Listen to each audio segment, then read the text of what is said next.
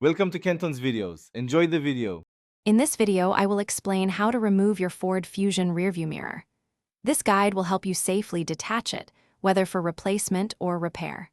First, gather your tools.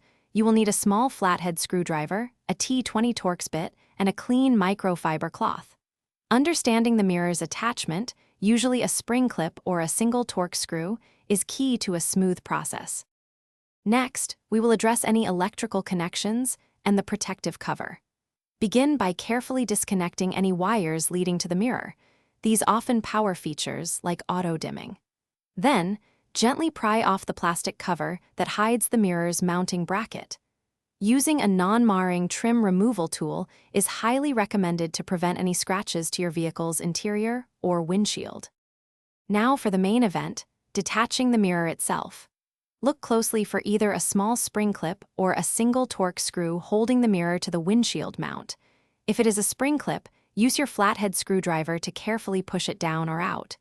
If it is a Torx screw, use your T20 bit to loosen and remove it. Then, gently slide the mirror assembly off the mounting button. With the mirror removed, there are just a few final steps. First, inspect the windshield mounting button for any damage or leftover adhesive.